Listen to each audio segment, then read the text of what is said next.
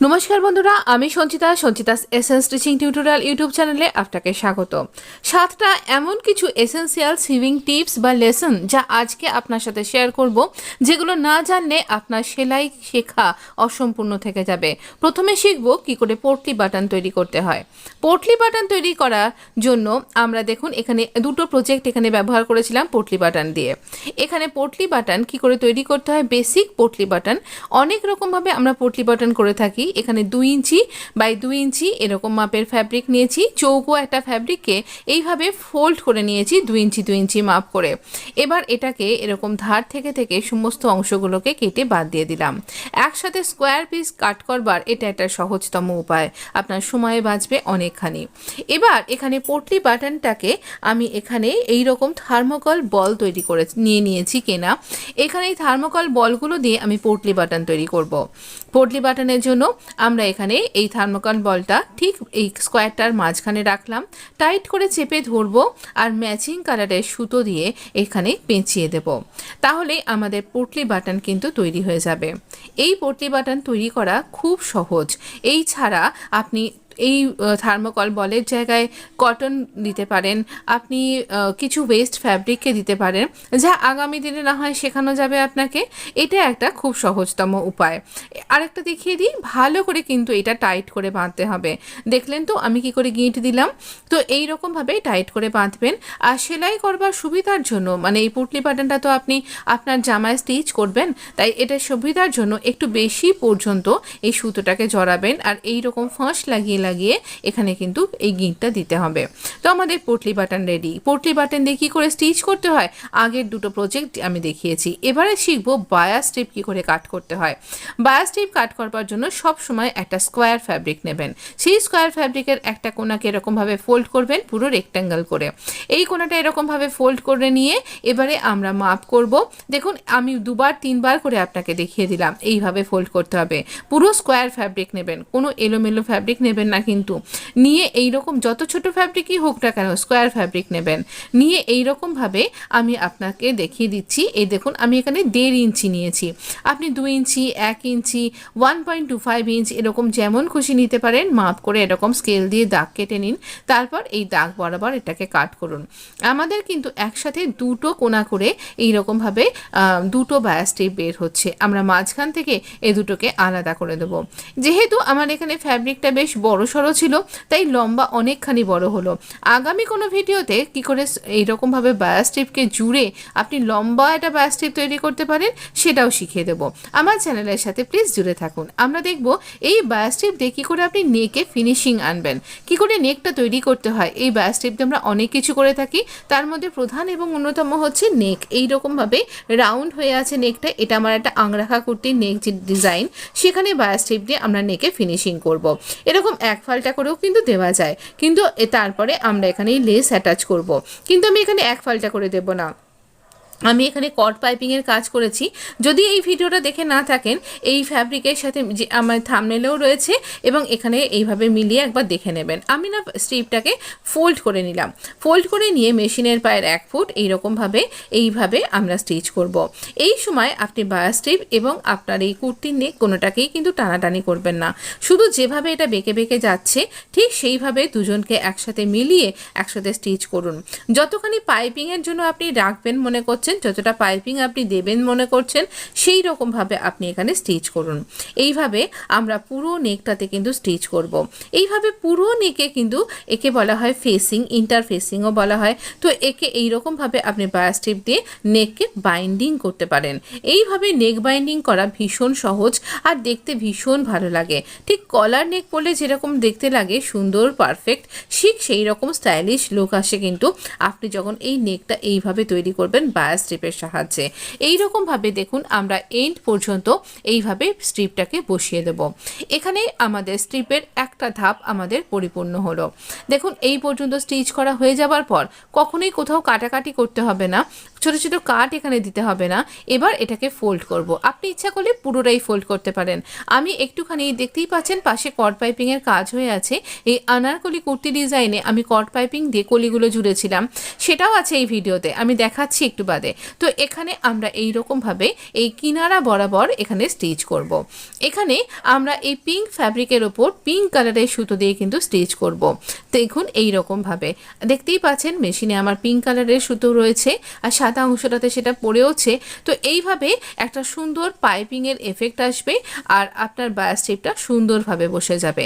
হয়তো আপনি ভাবছেন যে বায়া স্ট্রিপের যে তলার অংশটা সেলাই হলো না, সেটা কি তাহলে হেম করতে হবে? যদি আপনি লেস না বসান এর পরবর্তী পর্যায়ে, তাহলে আপনাকে সেটা হেম করতে হবে। আর যদি আপনি আমার মতন এখানে লেস লাগান, যেটা আমি এক্ষুনি আপনাকে দেখাচ্ছি কি করে লেস লাগাতে হয়, তাহলে পরে আপনাকে সেই হেমটা করতে লাগবে না। লেসটা যখন স্টিচ হবে তখন আপনি ওই তলার অংশটা, এই যে এই অংশটা এরমভাবে বসে যাবে। এইখানে লেসের এই কিনার অংশটাকে আমরা এই যে অসমান অংশটা কেটে বাদ দিয়ে দেব, সমান করে নেব লেসটাকে। তারপর যেখান থেকে আপনি বসাতে চাইছেন সেভাবে বসাবেন। এই হচ্ছে সুন্দর কুর্তিটা, থাম্বনেলেই দেখতে পাবেন। এবার 3 আর 4 নম্বর কি করে আপনি এই প্রেশার ফুট চেঞ্জ করবেন আর কি করে আপনি কট পাইপিং তৈরি করবেন। দেখুন নর্মাল ফুট আমাদের এই মেশিনে এরকমভাবে লাগানো থাকে, যাতে দুটো এরকম পা থাকে, মানে একে ফুট বলা হয় না। তো এই ফুটটাকে আমরা এরকম দুটো এরকম হাফ প্রেশার ফুট পাওয়া যায়। মোটামুটি 20 থেকে 25 টাকার মধ্যেই আপনি পেয়ে যাবেন। আপনি যে কোনো যেখান থেকে সুতো টুতো কেনেন সেখানেই পেয়ে যাবেন। এটাকে এরকম প্যাঁচে ঘুরিয়েই খুলে ফেললাম। এবার এই হাফ প্রেশার ফুট যেদিকে আপনি কর্ডটা বসাবেন সেই অনুযায়ী এটাকে অ্যাডজাস্ট করতে হয়। তো এবার এটাকে এইভাবে আমরা আটকে দিলাম। এই যে লম্বা দাগটা দেওয়া রয়েছে চ্যাপটা দিকটা, এখানে এটাকে ঢুকিয়ে দেব। আর এখানে ছুঁচটাকে দেখুন আমি জুম করে দেখাচ্ছি, ছুঁচটাকে এখানে লক করে দিন। যেখানে ববিনের থেকে সুতোটা বেরিয়ে আসে সেই হোলটার মধ্যে ছুঁচটাকে লক করে দিয়ে আবারও এখানে স্ক্রুড্রাইভারটাকে ঘুরিয়ে ঘুরিয়ে আপনি সুন্দরভাবে এটাকে সেট করে দিন। এই অবস্থায় যদি এরকমভাবে করেন তাহলে আপনার ছুঁচটা ভেঙে যাওয়ার একটুও ভয় থাকবে না। আর এখানে একদম ঠিকঠাকভাবে প্রেশার ফুটটাও কিন্তু অ্যাডজাস্ট হয়ে যাবে। ভালো করে এটাকে টাইট করবেন এইভাবে স্ক্রুড্রাইভার দিয়ে। ভালো করে এটা টাইট হয়ে গেল কিনা বা চলছে কিনা এইরকমভাবে একবার ওঠানামা করিয়ে আপনার এই প্রেশার ফুটটা এবং এই ছুঁচটাকে ওঠানামা করিয়ে দেখে নেবেন। এবার একটা কর্ড পাইপিং, এভাবে কর্ড কিনে নিয়েছি, এটাও খুব বেশি দাম পড়ে না, 10-12 টাকার একটা করে রিল পাওয়া যায়। আর এখানে 2 ইঞ্চির একটা ফ্যাব্রিককে এর মাঝখানে এই কর্ডটাকে রেখে দুবার করে এরকমভাবে স্টিচ করে নিলাম। হ্যাঁ, স্টিচটা এরকম কুঁচকে টুচকে যাবে কিন্তু, তো তাতে কিছু যাবে আসবে না। তো এইভাবে স্টিচ করে নেবার পরে এই কর্ড পাইপিংয়ের সাথে দেখুন এইরকমভাবে আমি এটাকে ভালো করে এইরকমভাবে ধরলাম, ধরে এখানটা এরমভাবে ফোল্ড করছি, করে আবার এখানটা এরকমভাবে স্টিচ করছি। এই যে এখানটা স্টিচ করছি এরকম আঙুল দিয়ে ধরে করবেন, একটু কুঁচকে গেলেও কিছু যাবে আসবে না, কিন্তু স্টিচ করাটা দরকার, না হলে স্টিচ করতে করতে কর্ডটা এই পাইপিং থেকে খুলে বেরিয়ে যেতে পারে যদি আপনি স্টিচটা না করেন। দেখুন শক্ত করে স্টিচ করা হয়ে গেছে। এবার আমরা এখানে একটুখানি এইরকমভাবে স্টিচ করছি। দেখুন এরম শক্ত করে একটুখানি টেনে ধরতে হবে, ওপর থেকেও টানতে হবে, নিচ থেকেও টানতে হবে।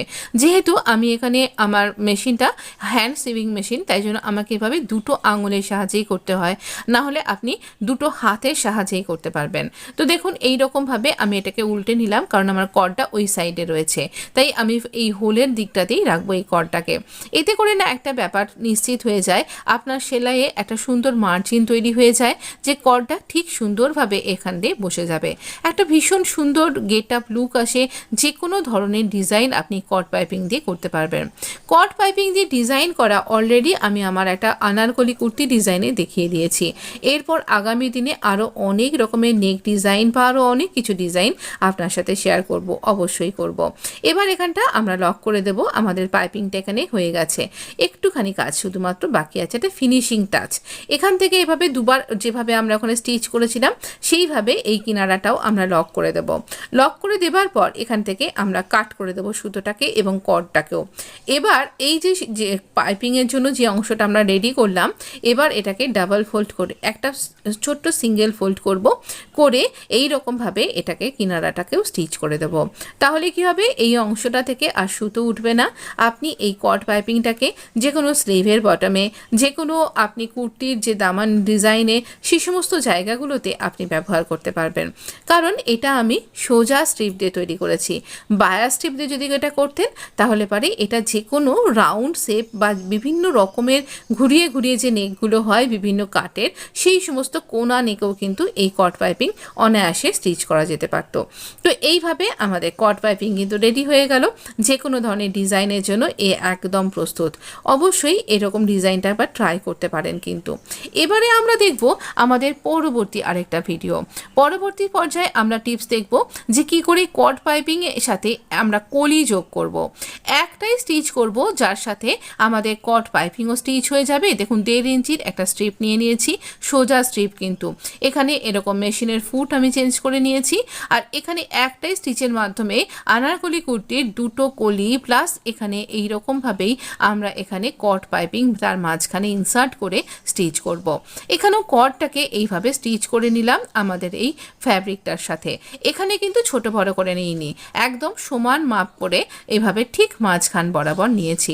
একটুখানি কটটাকে বসিয়ে নেব স্টিচ করে নিয়ে। একটু বসানো হয়ে গেল। এবারে কি করব, একটা ফ্যাব্রিক নিয়েছি, একটা কলি নিয়েছি, আরেকটা কলি তার উপর রেখেছি, মাঝখানটায় রেখেছি এই কর্ডটা। এই কর্ডটার কে মার্জিন করে আমরা এখানে যেন আমাদের নিচের ফ্যাব্রিকটা সরে না যায়, উপরের ফ্যাব্রিকটাও সরে না যায়, ঠিক এই রকম মার্জিন বরাবর আমরা এখানে স্টিচ করতে থাকবো। এইভাবে স্টিচ করব যতখানি আমাদের এই কলিটার লেন্থ। আবারও অ্যাডজাস্ট করে বসাবো। এখানে কিন্তু আপনাকে একটু সমস্ত অংশকে ভালো করে টেনে নিয়ে ধরতে হবে, তাহলে আপনার স্টিচটা ঠিকঠাক হবে। তাই বলে কলিকে বেশি টানবেন না, তাহলে আপনার কলিগুলো বেঁকা বেঁকা হয়ে যাবে, কিন্তু শেপ নষ্ট হয়ে যাবে।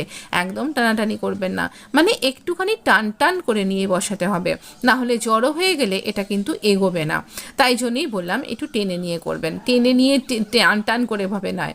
এবার এটাকে এরকম একটা স্টিচ করে ফোল্ড করলেই কিন্তু এটা রেডি হয়ে যাবে। এই দেখুন এইরকম সুন্দর একটা কট পাইপিংয়ের কাজ আমাদের কিন্তু কমপ্লিট হয়ে গেল। আবারও শেষ অংশটাতে আমরা ডাবল লক করে দেবো এখানে স্টিচটাকে, তাহলে আমাদের কটটা আর এইখান থেকে বেরিয়ে যাবে না। তাহলে দেখলেন তো কট পাইপিংয়ের একটা কাজও কিন্তু আমি আপনাকে সঙ্গে সঙ্গে দেখিয়ে দিলাম। কেমন লাগছে ভিডিওটা জানাতে কিন্তু ভুলবেন না। দেখুন কি অনবদ্য লাগছে। এবার 7 নম্বর, আমব্রেলা কাট কুর্তির ঘেরা। আমব্রেলা কাট কুর্তির ঘেরাতেও আমরা কিন্তু পাইপিংয়ের কাজ করতে পারি। না কট পাইপিং না, বায়া স্ট্রিপও লাগবে না, সোজা সোজা স্ট্রিপ দিয়েও আমরা সুন্দর পাইপিং করব। একটু বেঁকে টেরে যাবে না আমাদের এই কুর্তির ঘেরাটা। এখানে আমব্রেলা কাট কুর্তির জন্য আমরা ঘেরাটা কাট করেছি, যার ভিডিও আগামী দিনে আপনি দেখতে পাবেন। এখানে আমরা এই রকম মাপ করে নিয়েছি 1 ইঞ্চি 1 ইঞ্চি করে, বা আপনি 1.5 ইঞ্চিও নিতে পারেন, বা যেমন আর কি। এবার এখানে দুটো সোজা দিক আমি এখানে মুখোমুখি রাখলাম। দুটো সোজা দিক মুখোমুখি রেখে এই মেশিনের পায়ের 1 ফুট এইরকমভাবে মার্জিন রেখে আমরা এখানটা স্টিচ করব। আপনি ইচ্ছা করলে বা আপনি যদি একদম বিগিনার্স হন তাহলে পরে একটু আয়রন করে মার্ক করতে পারেন। কিন্তু এই রকমভাবে আমরা স্টিচ করব যতখানি আমাদের কিন্তু এই কুর্তিটার ঘেরাটা রয়েছে। এই পুরো ঘেরাটাতে আমরা এই সোজা স্ট্রিপ দিয়ে কিন্তু আমরা এখানে স্টিচ করছি। আমি একটু বাদেই দেখিয়ে দিচ্ছি, এটা কিন্তু সত্যি সোজা স্ট্রিপই ছিল। আর আপনি হয়তো বুঝতে পারছেন কিনা জানি না, এটা কিন্তু একদম সোজা স্ট্রিপ, কোনো বাঁকা স্ট্রিপ না, আর এদিক থেকে কাটা এরকম স্ট্রিপও নয়, একদম সোজা স্ট্রিপ। তো এইভাবে দেখছেন এই আমব্রেলা কাটকায় এরকমভাবে জয়েন পড়েছে। এখানটা এরকম সমান করে কেটে বাদ দিয়ে দিলাম, দিয়ে এইভাবে আমরা এখানে স্টিচটাকে বসাচ্ছি, এই স্ট্রিপটাকে বসাচ্ছি। এই স্ট্রিপটাকেও টানবেন না, ঘেরাটাকেও টানবেন না, তাহলে দুটোরই কিন্তু শেপটা নষ্ট হয়ে যাবে। একদম এন্ড পর্যন্ত এটাকে কিন্তু আমরা স্টিচ করব। প্রথম থেকে শেষ পর্যন্ত একই রকম গ্যাপ দিয়েই কিন্তু স্টিচটা করতে হবে। আমি এখানে মেশিনের পায়ের ফুটকেই মার্জিন করে নিয়েছি। এইভাবে স্টিচ করার পর এখান থেকে বার করে নেব, নিয়ে এই যে সেলাইটা, এই সেলাইটাকে ভেতরে ঢোকাবো, আর এখান থেকে ফোল্ড করে দেবো এই সাদা ফ্যাব্রিকটাকে, দিয়ে আবারও একটা ফোল্ড করব। আর এই যে স্টিচিং লাইনটা, এটাই আমার পাইপিং হিসাবে বেরিয়ে আসবে। আর এখানে আমরা এই কুর্তিটার ওপরে স্টিচটা করব, তাই আমাকে সুতোটা বদল করবারও কোনো দরকার পড়েনি। এইভাবে স্টিচ করব, আর পাইপিংয়ের ওপরে যেন আমাদের স্টিচটা না যায় সেটা দেখে দেখে স্টিচ করব। আমি যথেষ্ট ভালোভাবে দেখানোর চেষ্টা করছি, আপনি নিশ্চয়ই বুঝতে পারছেন। তবুও যদি বুঝতে না পারেন আমাকে কমেন্ট বক্সে লিখে জানান, আমি অবশ্যই আপনার সমস্যা দূর করে দেবো। এই রকমভাবে আমরা পুরোটা স্টিচ করব। একটু একটু করে আমরা ফোল্ড করছি, আর দেখুন এই তলাটাও কিন্তু সুন্দরভাবে ফিনিশিংয়ের সাথে স্টিচ হয়ে যাচ্ছে। এই রকমভাবে স্টিচ করব, আর এইভাবে কিন্তু এটাকে ফোল্ড করব। অনেক সময়তেই আমরা লেস বসাতে পারি না, লেস না বসিয়ে শুধুমাত্র ফ্যাব্রিক ফ্যাব্রিক দিয়েও আপনি অনেক রকম ডিজাইন তৈরি করতে পারেন।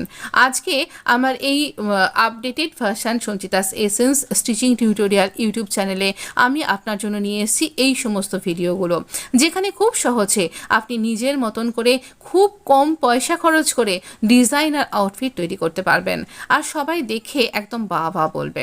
আপনি যদি ব্যবসা করতে চান, কোনো রকম বুটিক খুলতে চান, তাহলেও আপনি এভাবে তৈরি করতে পারবেন। দেখলেন তো, আমি দেখিয়ে দিলাম যে এটা সোজা স্টেপ ছিল। ভিডিও যদি ইউজফুল মনে হয়, আমার চ্যানেলটা যদি আপনার কাছে দরকারি মনে হয়, তাহলে আর দেরি না করে এক্ষুনি সাবস্ক্রাইব করে নোটিফিকেশানটা অন করতে ভুলবেন না প্লিজ। আর বন্ধুদের মধ্যে শেয়ার করে দিন যিনি সেলাই করতে ভীষণ ভালোবাসেন, যার কাছে এগুলো খুবই দরকার, তাহলে তিনিও খুব ভালোভাবে শিখতে পারবেন ফ্রি অফ কস্ট। অবশ্য করেই সঞ্চিতাস এসেন্সকে পাশে নিয়ে চলুন, পাশে রাখুন। আমি আপনাকে আরও অনেক কিছু দরকারি টিপস ট্রিক্স আপনার সাথে শেয়ার করব, এবং সেই সাথে শেয়ার করব বিভিন্ন রকমের ডিজাইনার আউটফিটগুলো। এই যে সমস্ত প্রজেক্টগুলো আপনি দেখলেন এতক্ষণ পর্যন্ত বা এখন যা দেখছেন, আগেরগুলো আমি আগেই শেয়ার করে দিয়েছি। আর এই ফ্যাব্রিকটাকে চিনে রাখুন, এই ফ্যাব্রিকটার ভিডিও নিয়ে আমি আসছি আগামী দিনে। তাহলে আর দেরি কেন, সাবস্ক্রাইব করতে ভুলবেন না, লাইক করতে ভুলবেন না, শেয়ার করতে ভুলবেন না। আরও বিষয় আপনি ভালো থাকতে ভুলবেন না। ধন্যবাদ বন্ধু।